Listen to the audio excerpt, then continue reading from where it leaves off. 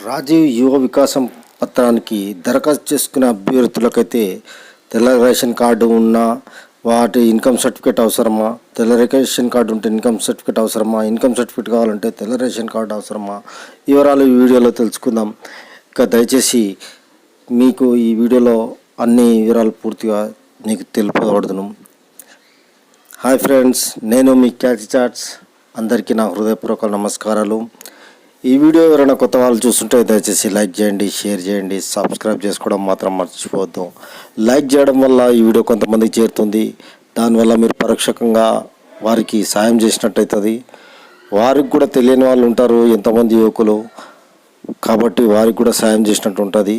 అలాగే షేర్ చేయడం వల్ల ఇంకా అది డైరెక్ట్గా సాయం చేసినట్టు ఉంటుంది. మీరు తెలియని వాళ్ళు ఎవరైనా ఉంటే ఇంకా వాళ్ళు కూడా అప్లై చేసుకుంటారు. కాబట్టి యువతకు ఎంతో అవసరమైంది, ప్రాముఖ్యమైంది. కాబట్టి దయచేసి షేర్ చేయండి, అలాగే సబ్స్క్రైబ్ చేసుకోవడం మాత్రం మర్చిపోవద్దు. ఇంకా ఒకటి ఏంటంటే, మీరు ఎక్కడ ఈ వీడియోను స్కిప్ చేయకుండా చివరి వరకు చూడగలిగితే పూర్తి వివరాలు మీకు తెలపడం జరుగుతుంది. కాబట్టి దయచేసి స్కిప్ చేయకుండా లాస్ట్ వరకు చూస్తే మీకు పూర్తి వివరాలలో అర్థమవుతాయి. కాబట్టి ఇక లేట్ చేయకుండా వీడియోలోకి వెళ్దాం.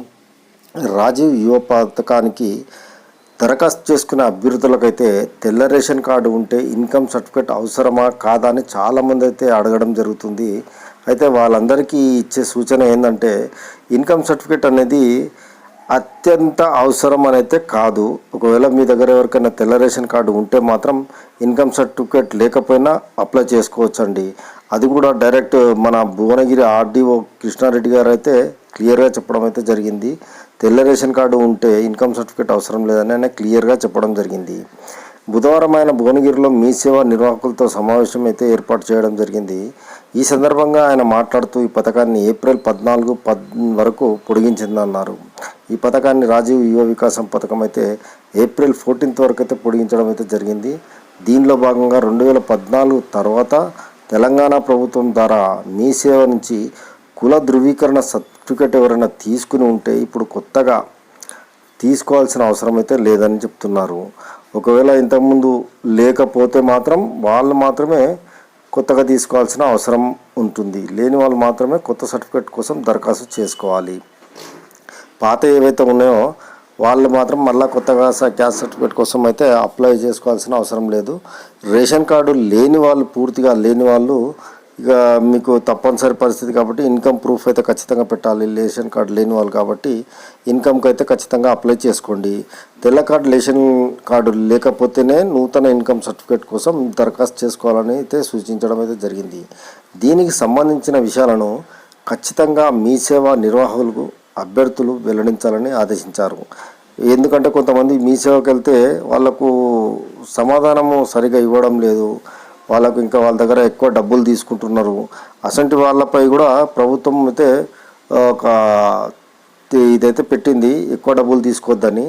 అదేంటంటే, ప్రభుత్వం నిర్దేశించిన ధర కంటే ₹1 కూడా ఎక్కువ తీసుకున్నా వెంటనే విచారణ చేపట్టి కఠిన చర్యలు తీసుకుంటామని అయితే చెప్పడం అయితే జరిగింది. కాబట్టి ఎవరైనా ఈ మీ సేవా సెంటర్లలో ఎక్కువ డబ్బులు తీసుకుంటే కంప్లైంట్ చేయొచ్చు. మీరు కంప్లైంట్ చేసిన వెంటనే దీన్ని మాత్రం చాలా స్ట్రిక్ట్గా తీసుకుంటుంది గవర్నమెంట్. కాబట్టి దయచేసి ఎవరికన్నా ఇట్లాంటి మీకు ఎదురైతే ఇట్లాంటి సమస్యలు ఖచ్చితంగా కంప్లైంట్ చేయండి. ఎందుకంటే చాలామంది ఒక్కలనే కాదు, చాలా మీ సేవలలో దండుకునేది ఇప్పుడే కాబట్టి దండుకుంటూనే ఉంటారు.